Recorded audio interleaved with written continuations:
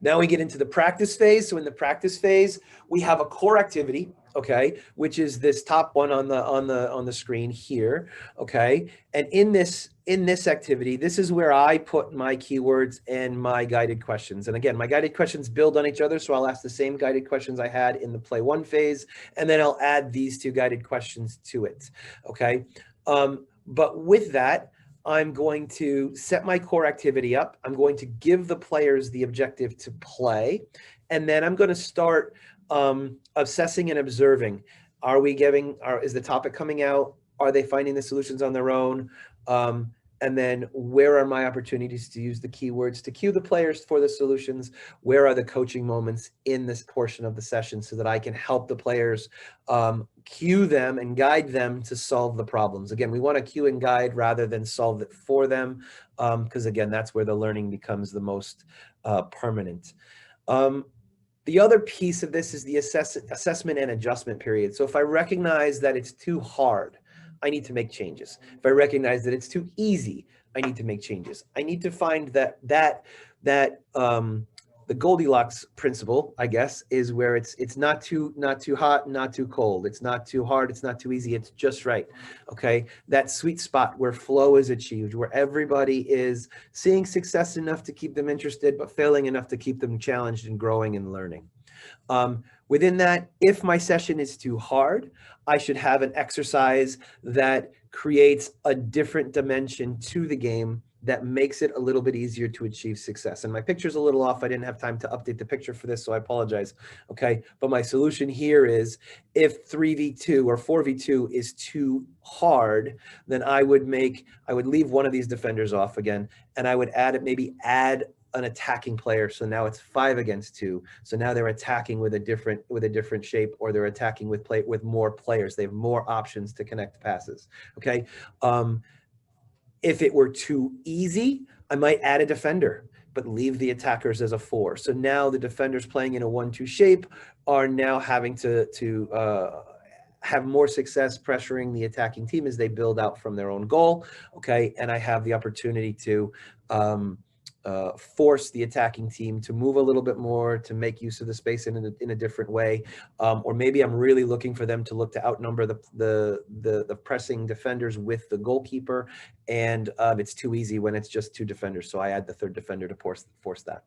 Okay, in this portion of the practice, you use your toolbox. Okay, so our toolbox: coaching over the flow to the group, coaching over the flow to a player, direct to a player. So maybe I pull them out of the game and talk to a player on the side, or have them stop playing but leave the game going. Okay, do I have a natural stoppage that I can jump in, make a quick point, and let the game resume? Or is there a planned stoppage? Are we playing for 3 minutes and then we're going to break so we can talk about it and then play for another 3 minutes? We can build that in. That's part of our planning process. Okay, and then finally the freeze method. Maybe something is really, really urgent that it gets fixed, so we stop it in the moment.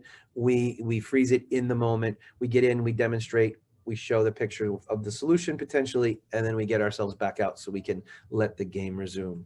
Okay, so again, how would we adjust the difficulty of the game? We adjust the difficulty of the game. Well, actually, let me turn that over because I'm kind of rambling. How do we adjust the difficulty of the game? You're asking for us to answer that question? I'm asking you. Yes, I'm asking you as a group. I'm asking, not you specifically, Zach, because we'll never hear the end of it. I'm asking everybody else. How do you adjust the difficulty of the game to make it easier? We'll start with that one. Take players off or reduce defenders.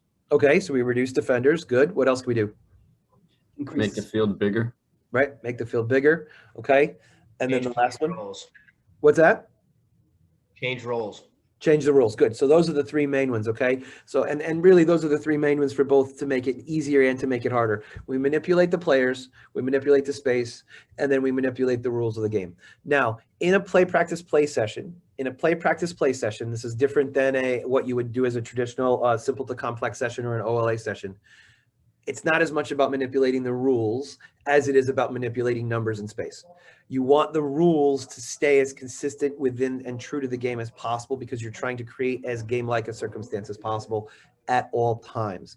You notice everything that we've got here is directional in some capacity.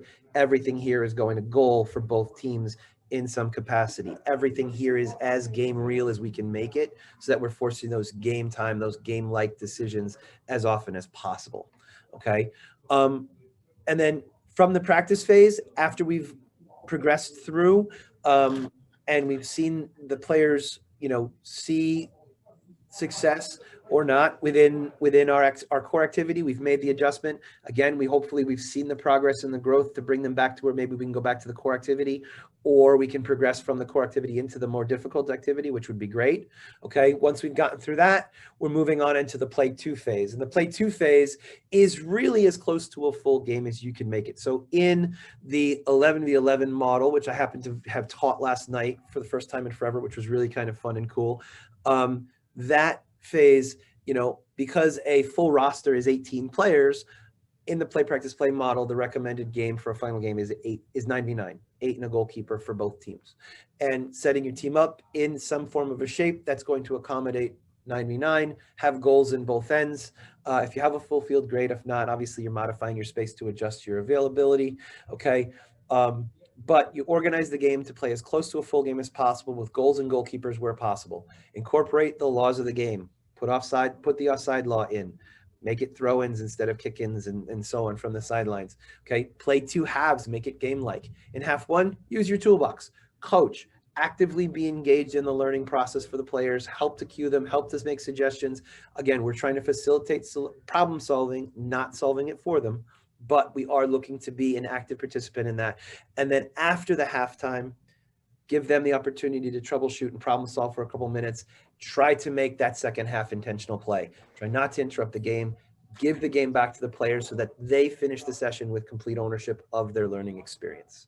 Okay. And then after the session, reflection. It's really the important piece of our learning as coaches is the reflection. So I have the experience, I reflect upon that experience, I work to develop what would I change, how do I adjust, how do I change, okay, I apply those changes, and then I use them in my next experience. Just like the decision-making process, we have the wheel of experience here, or the wheel of self-learning here that will help you to learn and grow as a coach. So the 3 questions to ask after each session: how did I do at bringing out my topic and desired player actions? Did they come out? Yes, great. How did they come out? If not, okay, what could I do differently, right? What went well? What did I do well? What did I like about my session? And then how or what would I do differently next time? What would I change? Would I make the space bigger? Would I make the numbers smaller? What would I do to affect and or change the topic? Okay, so that's it for this week. Any comments? I would just say, Jeremy, great job. I think what's valuable, this is used most frequently with the younger age groups, right? Correct. 7v7, 9v9. I do think it is valuable to sprinkle it in with the older kids. Obviously, it's a little bit different from the perspective of what a warm-up may need to be for those players, but the opportunity to play and learn, right? Chris talked about in futsal, he let the entirety of the game be the players. Now, we often talk about, right, and I deal with questions about, well, this coach didn't coach versus this coach did coach. You choose to be intentional with what you're doing and why you're doing whatever it is, right? You need to have a reason for it.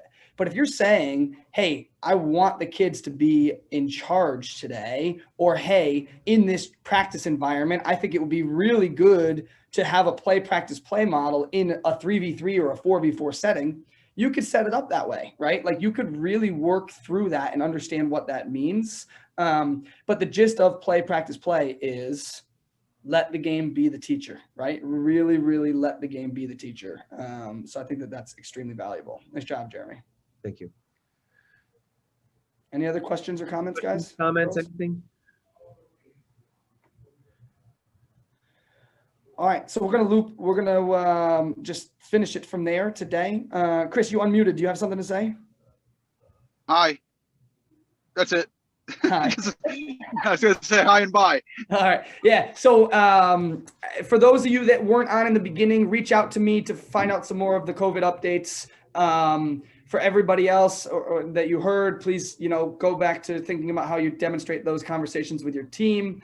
And I will be emailing out our membership today, but excited we're outside, excited we have some more games this weekend. We'll have updates about the rain for this afternoon and for tomorrow soon as well. Okay.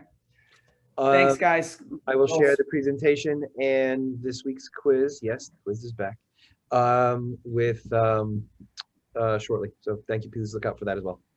Great. Hey, you know what? Quick thing about what you just mentioned with letting them coach themselves. I just want to let everyone know too, to preface that, I let the parents know what my plan was. So I just wanted, and I would think at all age groups we should, with them being a customer, I just wanted to make sure that they knew that I was trying to develop leadership, that futsal was a more individualistic, less structured approach. And I wanted to see if the players could implement what they were being taught onto the field without the help or the crutch of the coach. So that would just be something, if you were going to do that, just, maybe you let the parents know beforehand. That's all. I agree. Perfect. Awesome. All right. Happy Wednesday, everybody. We'll see you at the field soon. Joy. Thanks. See ya.